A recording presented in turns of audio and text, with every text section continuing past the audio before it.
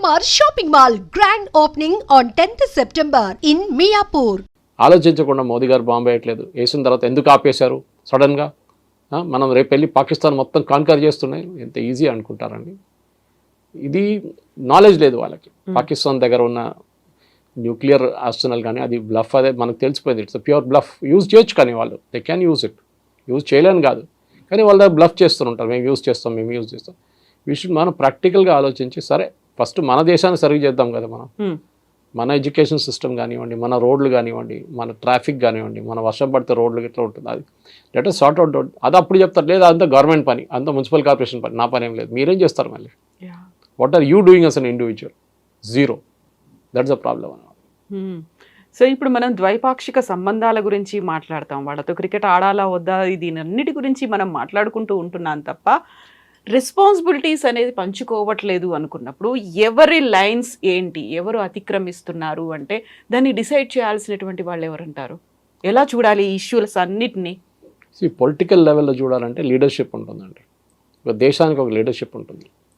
Cuban missile crisis అని చెప్పి John F Kennedy టైంలో పెద్ద క్రైసిస్ ఉంది, మీకు గుర్తుంటుంది. సోవియట్ యూనియన్ వాళ్ళ మిసైల్స్ తీసుకొచ్చి క్యూబాలో పెట్టారు. క్యూబా నుంచి చాలా తక్కువ డిస్టెన్స్ యూఎస్ ఫైర్ చేయాలంటే ఈజీగా ఫైర్ చేసి యూఎస్ మొత్తం ధ్వంసం అయిపోతుండే ఆ టైంలో. Cold war crisis. John F కెనడీకి ప్రాబ్లం. జాన్ ఎఫ్ కెనడీ ఏం చేస్తారు? As a leader deadline ఇచ్చారు. ఈ డెడ్ లైన్ లోపల మిసైల్ ఎక్కడ తీయకపోతే అంతే సంగతి అని చెప్పారు. ఆ టెన్షన్ ఆలోచించారు. ఎవరు డిసిషన్ ఎవరు తీసుకుంటున్నారు? ఇంపాక్ట్ చేస్తుంది, దేశం మొత్తం ఇంపాక్ట్ చేస్తుంది. మోదీ గారు డిమానిటైజేషన్ చేసినప్పుడు చాలామంది మోదీ గారిని తిట్టారు. నేను లైన్లో నిలబడితే నాకు డబ్బులు రాలేదు. చాలామంది నేను నాకు అస్సలు ప్రాబ్లం లేకుండా అండి. మీకు ఫస్ట్ ఆఫ్ ఆల్ మీకు కావాల్సిన ఎంత డబ్బులు ఉంటుంది, మీ ప్రాబ్లం ఏంటంటే మీరు అనుకున్నారు బ్యాంకులో ఉన్న డబ్బులు అంతా పోతుంది అనుకుని అందరు లైన్లో వెళ్ళి నిలబడ్డారు. ఎవరోదో పుకార్లు చెప్పారు. రాహుల్ గాంధీ లాంటి వాళ్ళు నేను లైన్లో నిలబడితే నాకు 10 పైసలు రాలేదన్నారు, 20 రూపాయలు వచ్చిందన్నారు. ఎవరెవరో కొంతమంది చనిపోయారన్నారు. ఏం జరగలేదు అసలు. సరే, ఇట్ వాజ్ అ మొమెంటరీ ఏం చెప్తారు, కొంచెం ఇన్కన్వీనియన్స్ ఉండే ఆ టైంలో. మోదీ గారు ముందే చెప్పి డిమానిటైజేషన్ చేయాలంటే సస్పెన్స్ ఉంటేనే కదా దానికి.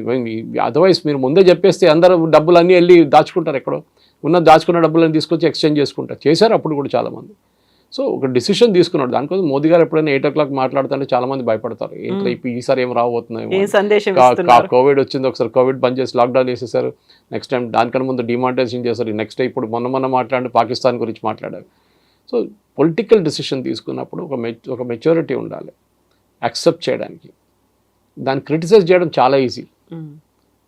చూసాను ఇప్పుడు కూడా కాదు, ఎనీ డిసిషన్ మీరు ఆలోచించి. నరసింహారావు గారు ఉన్నప్పుడు ఎకానమీ ఓపెన్ చేస్తాం వెళ్తున్నప్పుడు కమ్యూనిస్ట్ వాళ్ళు ఆయన మీద చేసిన ఆరోపణలు చెప్పక్కర్లేదు. నేను కేరళలో ఒక డిసిషన్ తీసుకోవాలంటే 10 మంది దగ్గర అడగాల్సి వస్తుంది. డిస్కషన్ నడుస్తుంది, డెవలప్మెంట్ లేదు అక్కడ. ఇది ప్రాబ్లం అన్నమాట. సో మన దేశంలో కూడా మీరు అడిగిన దానికి పాకిస్తాన్తో రిలేషన్షిప్ ఎట్లా మెయింటైన్ చేసుకోవాలంటే అది పొలిటికల్ లెవెల్ చూసుకుంటారు. మీ లెవెల్లో మీరు చూసుకోండి.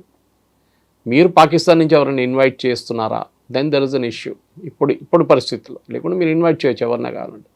రేపు పాకిస్తాన్ ఇండియా క్రికెట్ మ్యాచ్లు ఆడాలా, అది న్యాచురల్ పొలిటికల్ డెసిషన్. అది వద్దు, ఉమెన్స్ కప్ ఏదో రాబోతుంది, ఏషియా కప్, దాంట్లో మన ఆటలేని చెప్పేసాం.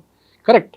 ఎందుకంటే ఇప్పుడు అంటారు కదా, మీరు అక్కడ యుద్ధం నడుస్తున్నప్పుడు మీరేమో క్రికెట్ ఆడుతున్నారు ఇక్కడ, ఎవరైనా నవ్వుతారు. మీకు ఎంటర్టైన్మెంట్ కావాల్సి వచ్చిందా? అది కాదు, ఐపీఎల్ కూడా అదే చెప్పారు కదా. అక్కడ పాకిస్తాన్లో చెప్తారు, మా మీద బాంబేసి మీరు ఐపీఎల్ ఆడుకుంటున్నారని చెప్పి చేశారు అది. సో ఐపీఎల్ అని కాదు, ఐపీఎల్ ఈజ్ లైక్ సినిమా థియేటర్కి వెళ్ళొద్దు అంటారు ఎవరైనా. కాదు, పీరియడ్ ఆఫ్ మౌర్నింగ్ ఎవరు సినిమా థియేటర్కి వెళ్ళకూడదు, ఆ యుద్ధం అయ్యేదాకా ఎవరు వెళ్ళకూడదు. అది it's not logical.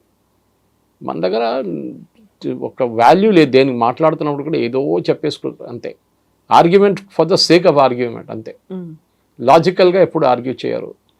I like to, నేను చాలా మటుకు డిబేట్స్ కూడా చెప్తున్నాను. దానికోసం నేను ఈ 1 hour డిబేట్స్కి ఎప్పుడు వెళ్ళను.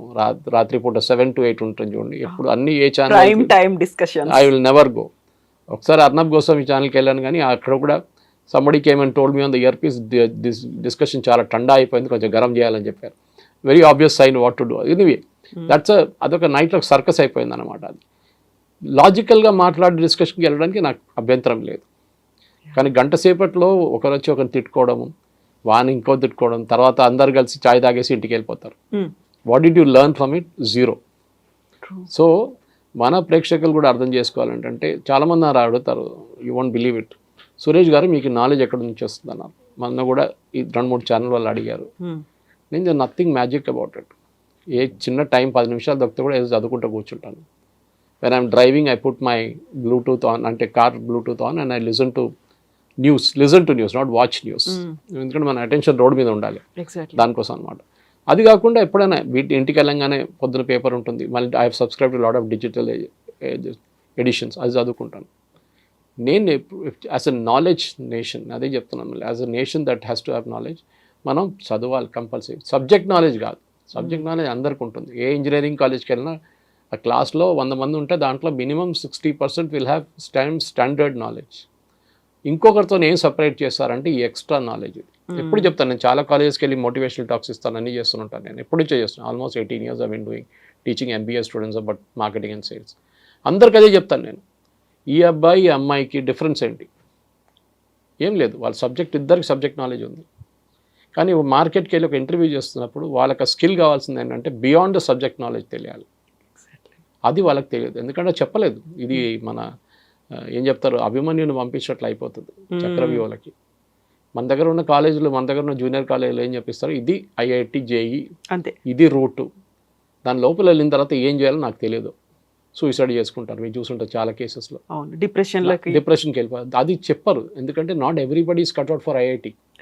అందరు IIT చేయాలని లేదు, అందరు నీట్ చేసి మెడిసిన్కి వెళ్ళాలని లేదు. People are talented. ఇప్పుడు కూడా చాలామంది పేరెంట్స్ నా దగ్గర కౌన్సిలింగ్ అడుగుతారు, మా అబ్బాయి అమ్మాయి మీలాగా హోటల్ మేనేజ్మెంట్ చేయాలనుకుంటుంది. ఐఎమ్ ఆ hotel management guy who got into journalism.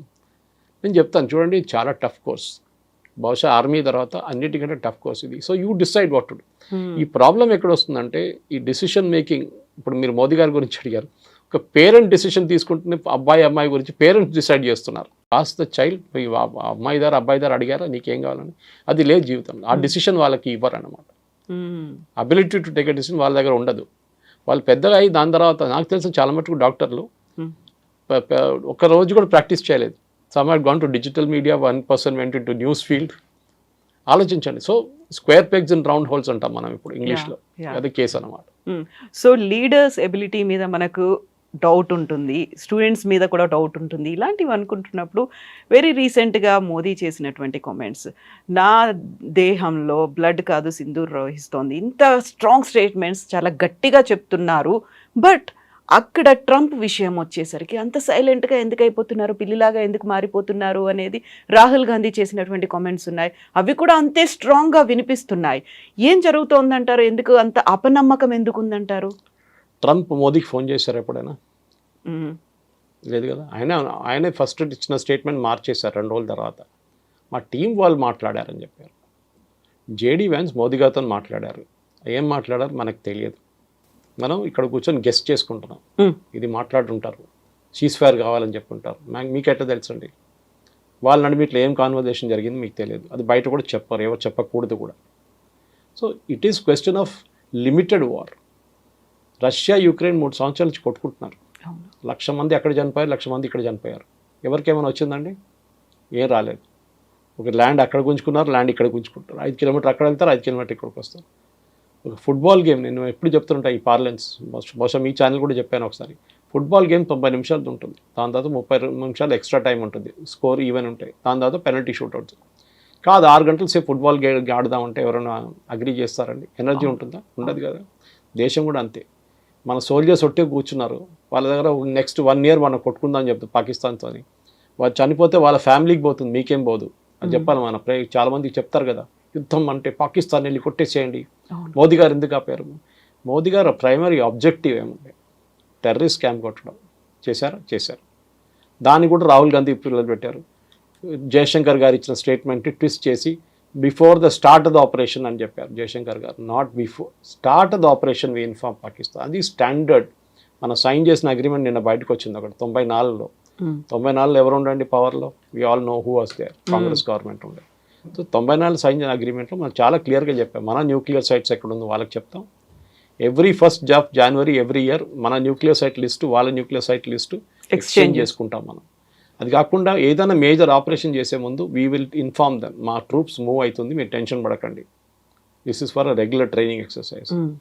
Even Israel కూడా ఫస్ట్ టైం బాంబింగ్ జరిగినప్పుడు కూడా గాజా మీద కానివ్వండి, హూతీల మీద కానివ్వండి, ఈవెన్ రెస్పాండింగ్ టు లెబనన్, వాళ్ళు ఫోన్ పికప్ చేసి 5-6 దేశాలకు చెప్తారు మెయిన్గా. యుఎస్, యూరోప్లో యూకే, జర్మనీ, ఫ్రాన్స్, అట్లాంటి 5-6 నేషన్ యూఎన్లో ఎవరు ఉంటే యూఎన్ కూడా చెప్పిస్తారు. మనం కూడా అదే చేసాం. The moment the war started, the moment the action started, 7th రోజు డీజీఎంఓ ఆయన ప్రెస్ కాన్ఫరెన్స్ చెప్పారు, మన వాళ్ళు అది వినలేదు. ఈ పవన్ ఖేరా కానీ, జయరామ్ రమేష్ కానీ, రాహుల్ గాంధీకి తెలియదు. DGMO sir, I tried reaching out to my Pakistani counterpart but he refuse to take the call. So నేను చెప్పాను ఆల్రెడీ మీ బేసెస్ ఇట్లా టెర్రరిస్ట్ బేస్ మీద అటాక్ చేశాము అని చెప్పంగానే okay we will respond with more force అని చెప్పి ఫోన్ పెట్టేశారంట. That's hotline actually, dial చేయక్కర్లేదు, ఫోన్ పికప్ చేస్తే ఆ ఇంట్లో రింగ్ అవుతుంది అది అట్లా. సో ఆ రెస్పాన్స్ అక్కడ ఆగిపోయింది, దాంతో ఫినిష్.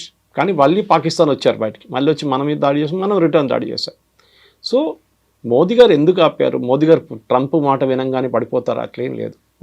మన సెల్ఫిష్ ఇంట్రెస్ట్ ఉంటుంది. ట్రంప్తో చేసిన డీల్ మనకు తెలియదు, బహుశా మోదీ ఇండికేట్ చేశారు అది.